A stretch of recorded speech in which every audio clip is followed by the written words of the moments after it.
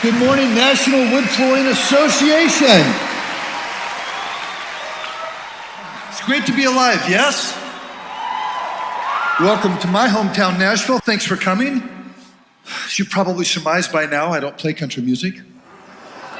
But nonetheless, living in Nashville for quite some time now and having several music industry-related businesses, I've gained an appreciation for country music that I never had back when I lived in Los Angeles.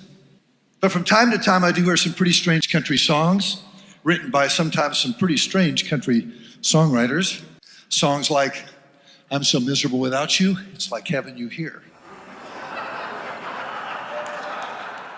Or my wife ran off with my best friend, and I sure do miss him.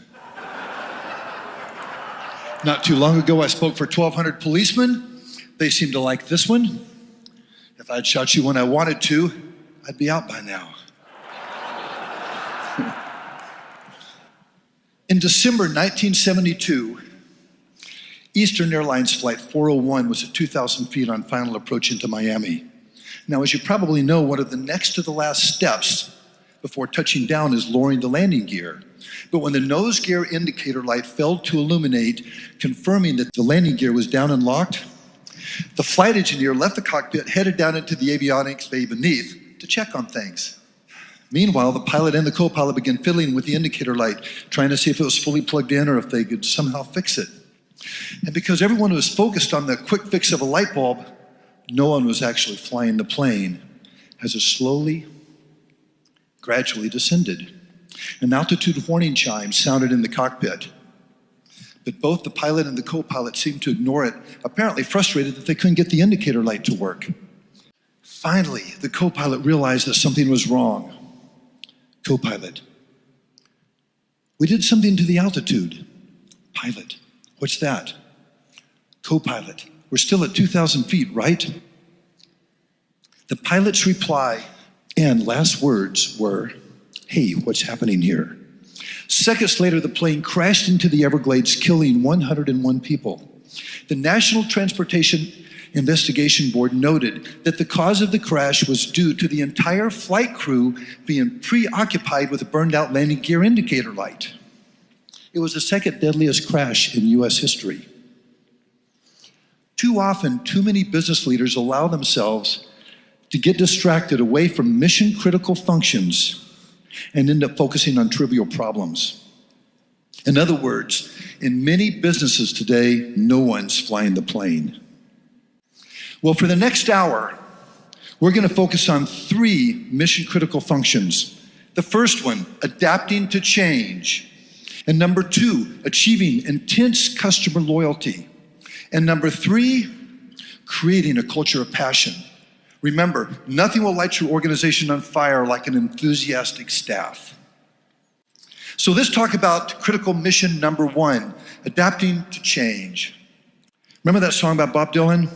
You better start swimming or you'll sink like a stone, for the times they are a-changin'.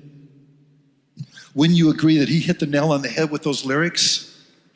40 years ago, when he was creating albums like Blonde on Blonde and Highway 61 Revisited, America was experiencing this explosion of change and creativity with drugs, sex, rock and roll, the raging war in Vietnam. But all those changes in the 60s, 70s, 80s, and even the 90s pale in comparison to what we're contending with now. Now, constant change is the new normal. But the good news is, those who best adapt to these ongoing changes are the ones who will win the biggest. The truth is, we're afraid of uncertainty. We're afraid of stepping into unknown territory because it requires that we view things differently. I mean, what if our plans don't work out? What if our ideas get rejected? Adapting to change really boils down to your ability to problem solve. And your first step is to reconnect with who you were before the stumbling blocks of life begin taking their toll. If you encounter a tough setback or a difficult challenge, just reach down and tap into that creative energy that you had when you were a child. That's how you'll begin finding ways to step outside convention and discover unexpected solutions to the challenges you face. Now imagine for a moment that you're wearing bifocals. Because with bifocals, it allows you to shift your vision back and forth. One moment, looking at the big picture, the 30,000-foot view of the world, and the next moment, zooming in on the smallest attention to detail. This is a paradox that every creative leader faces. I mean, think about it. You must be able to think short-term and long-term simultaneously. You must be able to squeeze every drop out of every resource, and yet at the same time, you must be able to think outside the box and dream big. And you must question everything. Simultaneously, you must walk around with a relentless attitude of positivity, and you must practice humility and admit mistakes. Simultaneously, you must take charge, assert authority, and be willing to go against the grain. Navigating through all these paradoxes and complexities really boils down to your ability to creatively innovate and problem solve. In fact, through my love of guitar playing, I've even learned lessons on perseverance. And I've come to the conclusion that becoming an excellent guitar player really boils down to three things. Practice, practice, practice. Reminds me of this story of this man lost in Manhattan.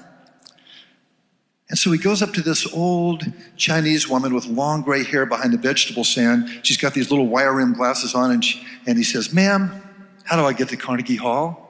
She just looks up at him and she says, "Practice, practice, practice." So don't just hear this stuff. You've got to live it right here, right now. You've got to practice until your leadership fingers start to bleed. The more time you spend practicing powerful habits of effective leadership, getting outstanding results will simply become second nature, just like playing the guitar has become second nature for me. Now, as we roll this next DVD, I want you to just imagine for a second some of the things you can do in your organization, in your company, to accelerate your productivity. Imagine what you can do to increase sales. Imagine what you can do to create a culture of passion and enthusiasm. Just imagine the possibilities.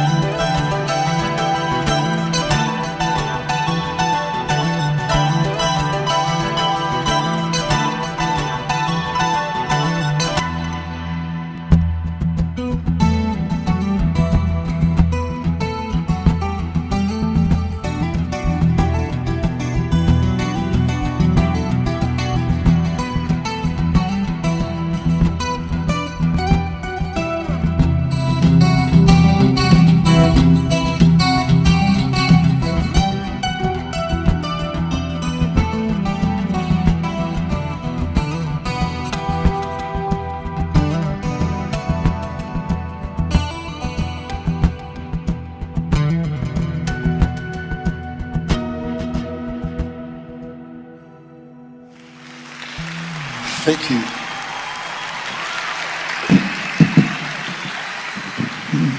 So let's talk about mission critical function number 2.